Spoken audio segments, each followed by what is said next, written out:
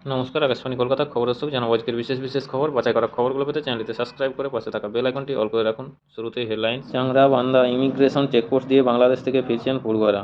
21শে জুলাইয়ে শহীদদের শ্রদ্ধার্ঘ্য তৃণমূল নেত্রী মমতা বন্দ্যোপাধ্যায়ের। 21শে জুলাইয়ে শহীদদের শ্রদ্ধার্ঘ্য তৃণমূলের সর্বভারতীয় সাধারণ সম্পাদক অভিষেক বন্দ্যোপাধ্যায়। শিয়ালদহ স্টেশন চত্বরে তৃণমূল কংগ্রেসের ক্যাম্প দায়িত্বে রয়েছেন মেয়র পরিষদ জীবন সাহা। বিভিন্ন এলাকা থেকে একে একে আসছে মিছিল। 21শে জুলাইয়ের সমাবেশে যোগ দিতে ধীরে ধীরে ভিড় বাড়াচ্ছেন তৃণমূলের কর্মী সমর্থকেরা। এজেন্সি পোস্ট রোডের মৌলালী মুখে রাস্তার একটি অংশ পুরোপুরি বন্ধ। সকাল থেকেই ভিড় রয়েছে দাবি পুলিশের। SN ব্যানার্জি রোডে যান চলাচল বন্ধ। কৃত্রিম পায়ে ভর দিয়ে 21শে সমাবেশে যোগ দিতে এসেছেন তৃণমূলের এক সমর্থক।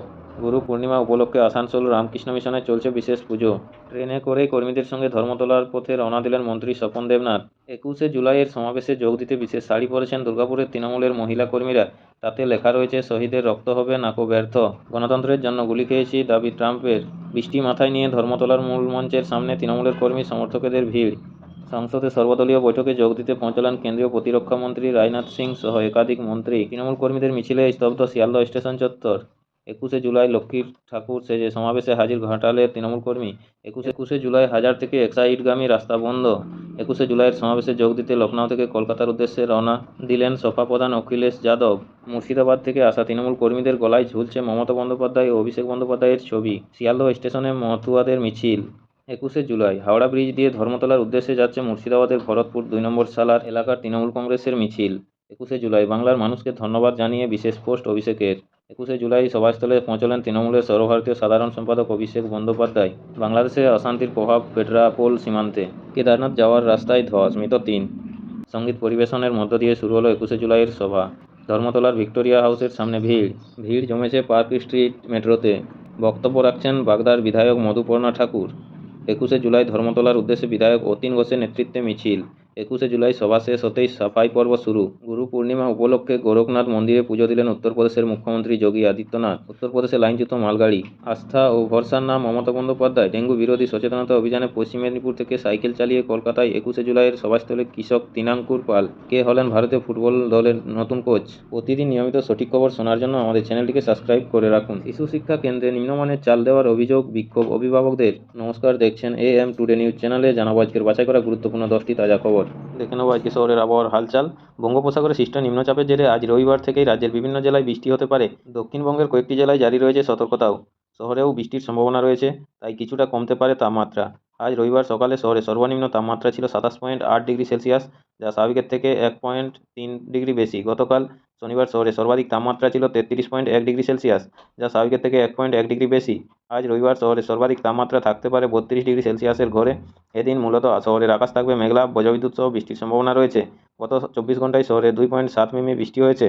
প্রতিদিন নিয়মিত সঠিক খবর শোনার জন্য আমাদের চ্যানেলটিকে সাবস্ক্রাইব করে রাখুন। ফিরে আসবো খবরে। 21শে জুলাই বাংলার মানুষকে ধন্যবাদ জানিয়ে বিশেষ পোস্ট অভিষেকের। 21শে জুলাইয়ের সমাবেশে যোগ দিতে রাজ্যের বিভিন্ন প্রান্ত থেকে ধর্মতলায় আসছেন তৃণমূলের কর্মী সমর্থকেরা। রাজ্যের শাসক দলের কাছে এই দিনটির গুরুত্ব আলাদা। কিছুক্ষণ বাদেই ধর্মতলায় 21শের সমাবেশে যোগ দেবেন তৃণমূলের সর্বভারতীয় সাধারণ সম্পাদক অভিষেক বন্দ্যোপাধ্যায়। দলের কর্মী সমর্থকদের উদ্দেশ্যে দেবেন তিনি বিশেষ বার্তা।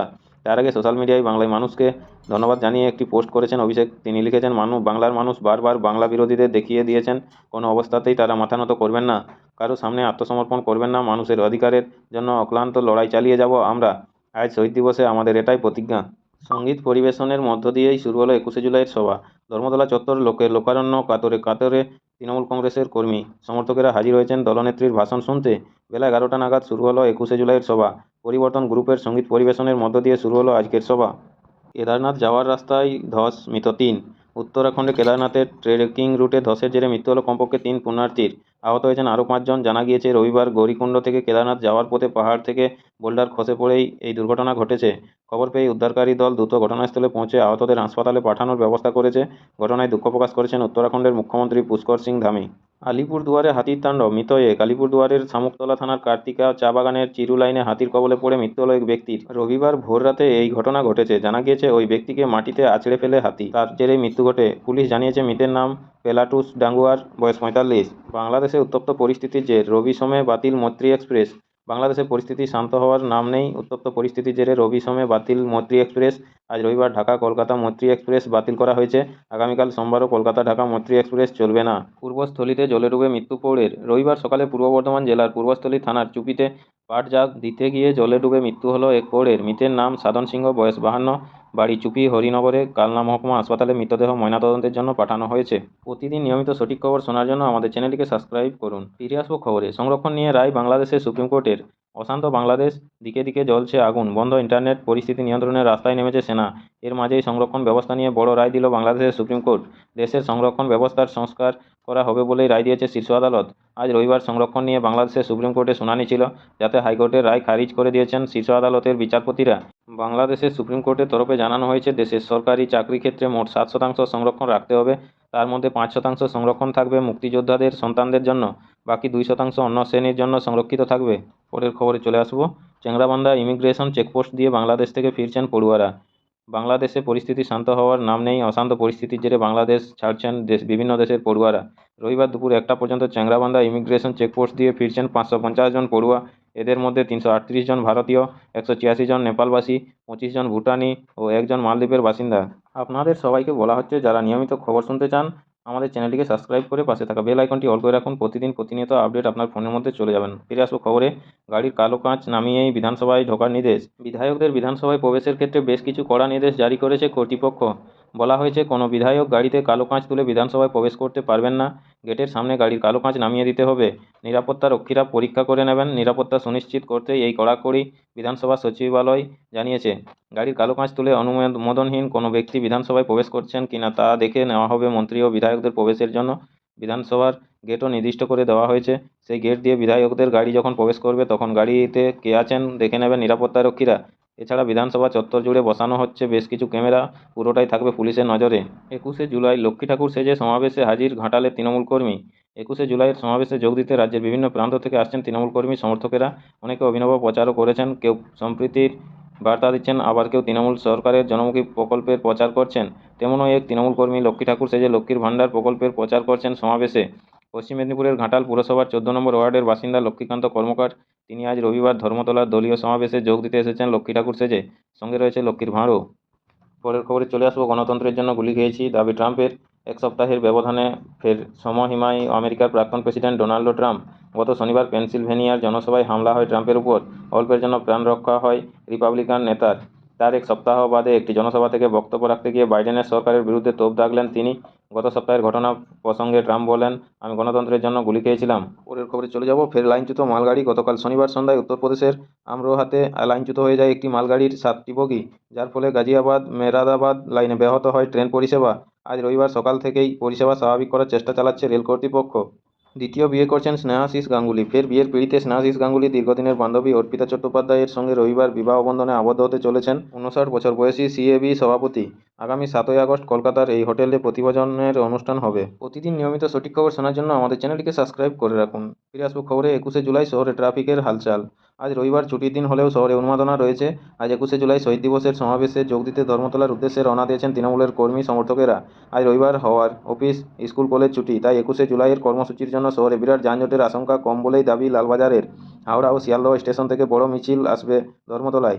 এছাড়া হাজরা, রাসবিহারী, উত্তর কলকাতা থেকেও সেন্ট্রাল এভিনিউ ধরে মিছিলে পা মেলাবেন দলীয় সমর্থকরা। লালবাজার জানিয়েছেন, ভিড় বুঝে এক্সাইড থেকে ধর্মতলা পর্যন্ত রাস্তা বন্ধ রাখা হবে। অন্যদিকে সেন্ট্রাল মেট্রো স্টেশন থেকে ভিক্টোরিয়া হাউস পর্যন্ত যানবাহন চলাচলে নিষেধাজ্ঞা থাকছে। পরিবর্ত রুট হিসেবে এপিসি রোড ও এজেন্সি বোস রোড ব্যবহার করা যাবে। ভিড় বাড়তে থাকায় এদিন সকাল থেকেই SN ব্যানার্জি রোডে যান চলাচল বন্ধ রাখা হয়েছে। অন্যদিকে হাওড়া থেকে স্ট্যান্ড রোড, রেড রোড হয়ে দক্ষিণ কলকাতায় যেতে পারবেন সাধারণ মানুষ। পরের খবরে চলে আসবো। হোদেইদা বন্দরে ইসরায়েলের হামলায় হত 3। 24 ঘন্টার মধ্যেই বদলা নিয়েছে ইসরায়েল। গত শুক্রবার ইরান সমর্থিত হুতি জঙ্গি গোষ্ঠীর হামলায় তেল আবিবে মৃত্যু হয় এক সাধারণ নাগরিকের। পাল্টা গতকাল শনিবার হুতি জঙ্গি গোষ্ঠী নিয়ন্ত্রণে থাকা ইয়েমেনের হোদেইদা বন্দরে বোমা নিক্ষেপ করে ইসরায়েল, যার ফলে মৃত্যু হয়েছে 3 জনের। এই হামলার পাল্টা জবাব দেওয়া হবে বলে ইসরায়েলকে হুঁশিয়ারি দিয়েছে হুতি জঙ্গি গোষ্ঠী। পরের খবরে চলে আসবো। হরিয়ানায় লক্ষ্মীর ভাণ্ডার। আসন্ন বিধানসভা নির্বাচনে হরিয়ানা দখলে মারিয়া আম আদমি পার্টি।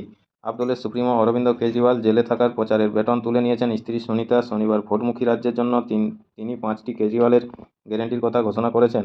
তাতে নজর কেড়েছে বাংলায় মমতা বন্দ্যোপাধ্যায়ের লক্ষ্মীর ভাণ্ডারের ধাঁচে। মহিলাদের আর্থিক সাহায্যের প্রতিশ্রুতিও। এছাড়া রয়েছে বিনামূল্যে বিদ্যুৎ, চিকিৎসা, শিক্ষার মতো বিষয়েও। এদিন দলের সভায় সুনিতার পাশাপাশি ছিলেন পাঞ্জাবের মুখ্যমন্ত্রী ভগবন্ত মান, আপ নেতা সঞ্জয় সিং প্রমুখ।